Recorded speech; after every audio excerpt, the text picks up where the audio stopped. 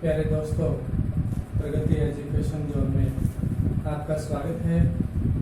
मैं देव कुमार आज आपके लिए कक्षा 7 विषय सामाजिक विज्ञान भूगोल में फर्स्ट चैप्टर पर्यावरण लेके प्रस्तुत हो रहा हूँ। तो जैसा कि इस लेसन में शुरू में एक कहानी के द्वारा बताया गया है कि रवि अपने घर चला गया गर्मी की छुट्टियों में।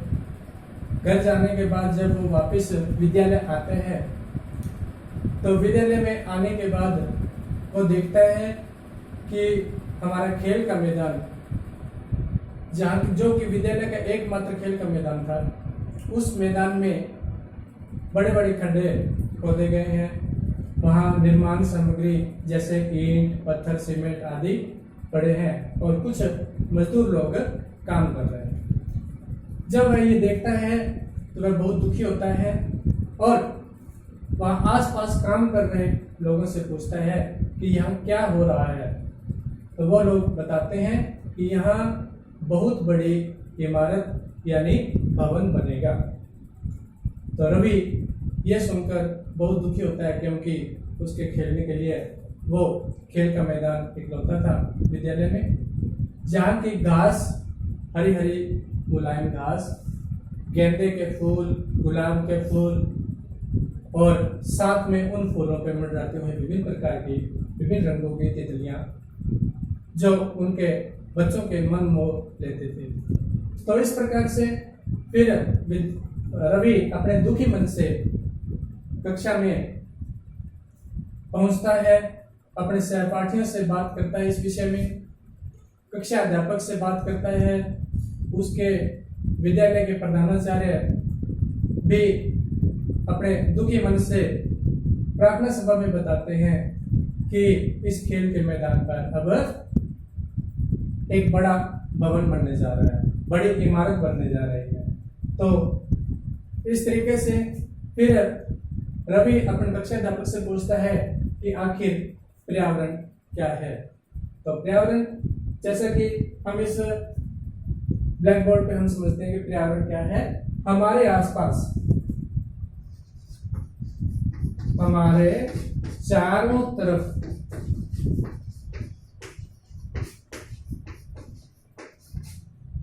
पाए जाने वाली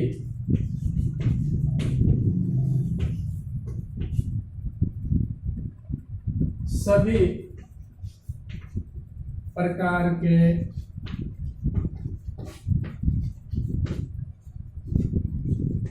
दृश्य व अदृश्य वस्तुएं पर्यावरण कहलाती है। तो ये हमने देखा कि पर्यावरण क्या चीज है, हमारे चारों तरफ जो भी हमें दिखाई देता है या सिर्फ अनुभव किया जाता है, दिखाई नहीं देता। जैसे कि हवा है, हवा हम अनुभव कर सकते हैं, वायु को हम केवल मात्र अनुभव कर सकते हैं। तो इसीलिए मैंने दृश्य और अदृश्य जो हमें दिखाई दे रहा है, जैसे पेड़ पौधे हैं वो हमें दिखाई दे रहे हैं, पहाड़ पर्वत ये हमें दिखाई दे रहे हैं, मकान, फैक्ट्री, कारखाने आदि ये जो है हमें दिखाई देते हैं। तो हमें सब चीजें जो दिखाई देती हैं और बिना दिखाई देने वाली सभी प्रकार की वस्तुएं जो है हमारा पर्यावरण कहलाती है। तो ये पर्यावरण, हमें पर्यावरण की परिभाषा, अब पर्यावरण कुछ 3 प्रकार के पर्यावरण बनता किससे है,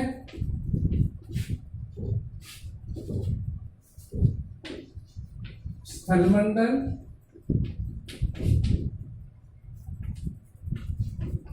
जलमंडल और वायुमंडल। इन चीजों से मिलके ये पर्यावरण बनता है। स्थलमंडल कहते हैं हम हमारी पृथ्वी, जिसके ऊपर पहाड़, नदियां आदि आती हैं। फिर जलमंडल, जलमंडल में नदी, झील, समुद्र, महासागर आदि आते हैं। और वायुमंडल में जो हमारे ऊपर है, जिसके अंदर हवा है या पक्षी उड़ते हैं, तो वो वायुमंडल। अब जब ये तीनों चीजें मिलती हैं तो ये मिलकर बनाती हैं जैव मंडल या जीव मंडल। अर्थात जब ये जहां पर ये तीनों चीजें मिलती हैं वह जीव मंडल या जीवन मंडल कहलाता है। और जीवन मंडल में हम सभी मनुष्य, जीव जंतु आदि को शामिल करते हैं, यानी सजीव मंडल भी कहते हैं इसे। यहाँ पेड़ पौधे भी, जब तीनों चीजें उपलब्ध होंगी ना, इनमें से कोई एक भी चीज उपलब्ध नहीं है, मान लिया कि वायु नहीं है, तो वो इस जैव मंडल का निर्माण नहीं होगा। अगर स्थल मंडल नहीं है, क्योंकि जमीन के ऊपर ही हम रहते हैं, जमीन के ऊपर ही पेड़ पौधे उगते हैं, जमीन के ऊपर ही पृथ्वी अपने भवन मकान आदि हम निर्माण करते हैं। इसी तरीके से जलमंडल यानी पानी के बगैर हम जीवित नहीं रह सकते। तो मनुष्य के जीवन के लिए ये तीनों चीजें जरूरी है, तभी ये जैव मंडल विकसित होगा। तो ये बच्चों, जहां तक आपको ये समझ आ गया होगा कि पर्यावरण के लिए क्या क्या चीजें जरूरी है। तो पर्यावरण के बाद में, पर्यावरण हमारे दो प्रकार का होता है।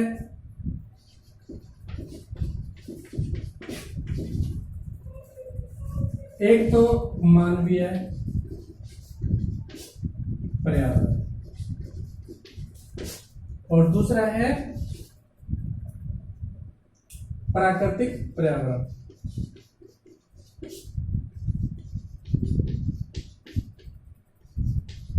प्राकृतिक पर्यावरण में ये ऊपर की तीनों चीजें हैं। मानवीय पर्यावरण में जैसे इमारतें, पुल, फैक्ट्री आदि जो मानवीय पर्यावरण में है। अब मानवीय पर्यावरण भी कई प्रकार का होता है, जैसा सामाजिक पर्यावरण में मनुष्य खुद है, उसका परिवार है, फिर उसका समाज है, फिर उसका धर्म है। ये सारी चीजें जो है मानवीय पर्यावरण में आती हैं। अब प्राकृतिक पर्यावरण जो है, प्राकृतिक पर्यावरण एक तो जैसे जल है, पृथ्वी है, पहाड़ है, नदियां हैं, ये सारी चीजें प्राकृतिक में आती हैं। लेकिन कुछ मनुष्य ने निर्मित किया है मानवीय पर्यावरण में, जैसे कुछ मनुष्य ने निर्मित किया, जैसे इमारतें, मंदिर, पुल, नहरें आदि, ये चीजें क्या है मानवीय पर्यावरण, यानी ये मनुष्य ने इनको निर्मित किया है। तो ये मानवीय पर्यावरण और प्राकृतिक पर्यावरण दोनों मैंने आपको बताए, दोनों में अंतर बताया। अब है परितंत्र। तो परितंत्र के लिए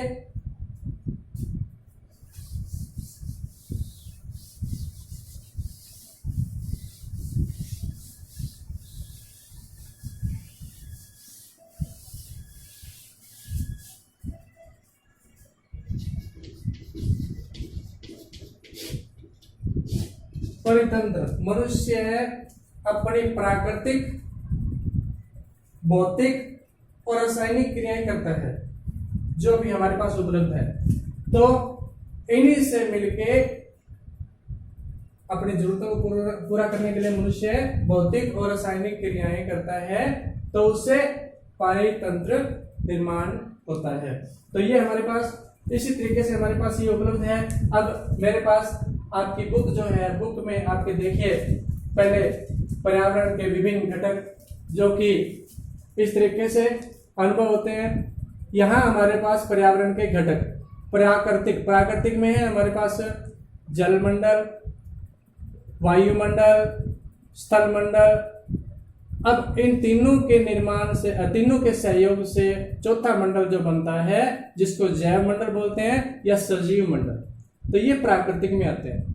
फिर नीचे यहाँ दिया है मानव से हमें पता लगता है जैसे कि मनुष्य है, मनुष्य से उसका परिवार, परिवार से उसका समुदाय, समुदाय से फिर उसका धर्म, धर्म से फिर उसका विद्यालय जैसे शैक्षणिक संस्थाएं, फिर आर्थिक क्रियाएं जैसे फैक्ट्री, कारखाने। फिर राजनीतिक स्थिति, यानी कि राजनीतिक पार्टियां, जैसे कोई प्रधानमंत्री, कोई मुख्यमंत्री, जैसे संसद, विधानसभाएं आदि। फिर है अपने मानव निर्मित में, जैसे इमारत, पार्क, पुल, सड़क और स्मारक, जैसे स्टैच्यूज वगैरह जिसको कहते हैं हम, जैसे जामा मस्जिद है या ताजमहल है या लाल किला है, ये सभी क्या है, स्मारक में आते हैं। और स्मारकों में ये सारी चीजें जो है पर्यावरण के प्रमुख घटकों में शामिल है। तो अब मैं बताता हूं प्राकृतिक पर्यावरण। प्राकृतिक पर्यावरण में फिर आपको तीनों मंडल जो बताए मैंने, स्थल मंडल, जलमंडल और अपने वायुमंडल, तो तीनों चीजें मिलके प्राकृतिक पर्यावरण का निर्माण करती हैं। और तीनों चीजें जहां होंगी, जहां उपलब्ध होंगी, उनमें से अगर एक भी गायब होती है तो मानव मंडल यानी जैव मंडल यानी सजीव मंडल नहीं होगा। ना वनस्पति पैदा हो सकती, ना पेड़ पौधे निर्मित हो सकते हैं, उग सकते हैं या जीवित रह सकते हैं। मनुष्य और पशु पक्षी भी जीवित नहीं रह सकते। तो इन तीनों के मिलने से ही जैव मंडल का निर्माण होता है। फिर है पारितंत्र। पारितंत्र में वो तंत्र जिसमें समस्त जीवधारी आपस में एक दूसरे के साथ, समस्त जीवधारी आपस में एक दूसरे के साथ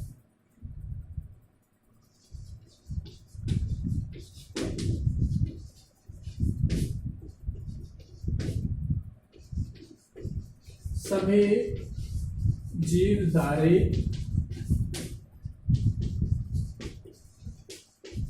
एक दूसरे के साथ तथा पर्यावरण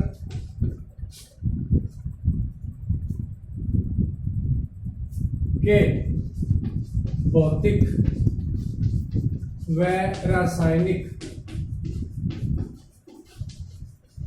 कारकों से क्रिया करते हैं।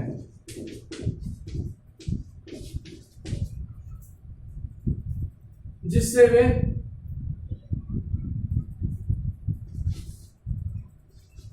जिसमें वे निवास करते हैं।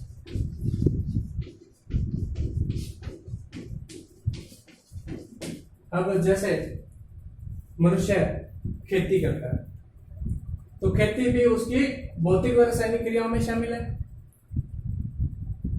और इन सब से मिलकर ही खेती हमारी होती है। मकान का निर्माण करता है तो वो भी भौतिक व रासायनिक क्रिया से, यानी पृथ्वी के धरातल को काट कर या उसका नया निर्माण या उसका नया रूप प्रदान करता है। तो इस तरीके से हमारा ये पारितंत्र है। फिर है मानवीय पर्यावरण। मानवीय पर्यावरण में मनुष्य अपनी जरूरतें पूरी करने के लिए एक दूसरे पर निर्भर है। तो शुरू में मनुष्य प्रकृति के अनुसार ही अपने आप को ढाल लेता था। जब सभ्यता प्रारंभ हुई, मानव सभ्यता प्रारंभ हुई, तो मानव सभ्यता शुरू में मनुष्य आदि मानव था और प्रकृति के अनुसार ही अपने आप को उसने ढाल लिया था। तो जैसे जंगलों में रहना, जंगली पेड़ पौधों के फल, उनके कंद मूल आदि खाना, ये भोजन के रूप में करता था वो। इसी तरीके से धीरे धीरे उसने नदी के किनारे पर रहना सीख लिया, ताकि नदी के किनारे पर जैसे पेड़ पौधे के फल खाए, वो बीज उग गया पानी उपलब्ध होने के कारण, और फिर धीरे धीरे उसने खेती करना सीख लिया, और खेती करने से धीरे धीरे उसने अपना एक स्थायी निवास बना लिया। तो स्थायी निवास बनाने के बाद उसने अपनी क्रियाएं बढ़ा ली, यानी अब उसने क्या किया, प्रकृति को अपने अनुसार रूप देना शुरू कर दिया। जैसे खेत बनाना, निवास अपना आवास बनाना, कारखाने बनाना, सड़क बनाना, पुल बनाना, ये सारी चीजें करने सीख लिए। तो पुराने समय में मनुष्य अपनी जरूरतों को पूरा करने के लिए वस्तु विनिमय का उपयोग करता था। वस्तु विनिमय क्या है?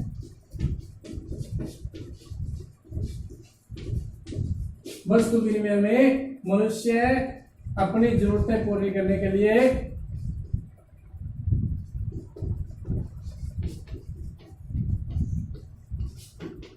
पूरी करने के लिए जो वस्तु उसके पास अधिक है, जो वस्तु उसके पास अधिक मात्रा में है,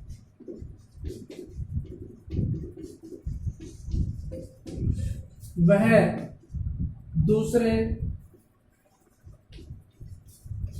जरूरतमंद व्यक्ति को दे देता था।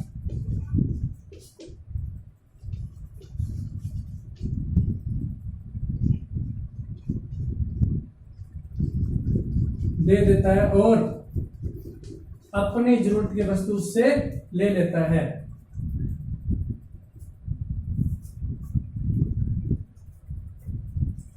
और अपनी जरूरत की वस्तु उससे ले लेता है।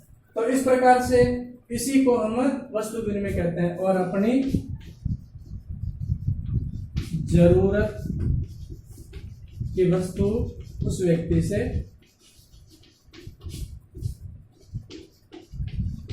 ले लेता है, इसे वस्तु विनिमय कहते हैं। यानी वस्तु के बदले में वस्तु लेना या देना।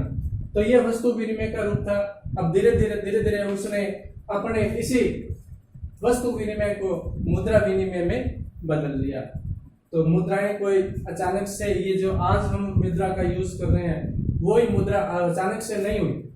उसमें जगह कभी मांस यानी चमड़े की मुद्रा, तो कभी तांबे की, कभी पीतल की मोहरे आदि बनाकर धीरे धीरे उन मुद्राओं का रूप वर्तमान में हमारे पास नोट और सिक्कों के रूप में प्रचलित हो रहा है। तो ये है आज का हमारा चैप्टर पर्यावरण। और पर्यावरण में हमने ये सब कुछ यानी स्थल मंडल, जलमंडल, वायुमंडल और जैवमंडल इसके बारे में पढ़ा। पर्यावरण क्या होता है इसके बारे में पढ़ा। फिर परितंत्र के बारे में पढ़ा। जैवमंडल का निर्माण कैसे होता है ये पढ़ा। फिर हमने वस्तु विनिमय यानी मानवीय क्रियाएं और प्राकृतिक क्रियाएं आदि के बारे में जाना। तो आशा है मेरा ये आज का लेसन जो आपको आसानी से समझ आ गया होगा, पसंद आया होगा। तो पसंद आने के बाद हमारे इस चैनल को सब्सक्राइब करें, लाइक करें और शेयर करें। Thank you.